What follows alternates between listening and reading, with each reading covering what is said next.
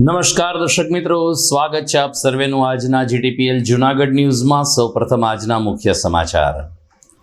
અમદાવાદ ટેસ્ટમાં ત્રીજા દિવસે ભારતે વેસ્ટ ઇન્ડિઝને 1 ઇનિંગ અને 140 રને સજ્જડ પરાજય આપ્યો.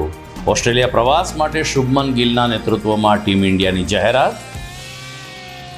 રાષ્ટ્રસંત ગુરુદેવ નમ્રમુનિ મહારાજની પ્રેરણાથી પારસધામ ગિરનાર ખાતે માનવતાનો અદ્ભુત સેવા યજ્ઞ યોજાયો. 100થી વધુ નાના મોટા પશુઓની શસ્ત્રક્રિયા હાથ ધરવામાં આવી.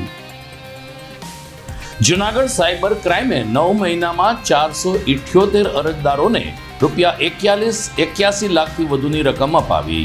સાયબર ક્રાઇમ અંગે લોકોને જાગૃત રહેવા પોલીસની અપીલ. અને નવરાત્રિના બબાલ બાદ સિગરેટ પીતા સગીરને માર મારી રીલ બનાવવાના ગુનામાં 2 યુવાન સહિત 5 સગીરની પોલીસે ધરપકડ કરી. આ તમામ સમાચાર આપણે વિગતવાર જોઈએ તે પહેલા લઈએ એક બ્રેક.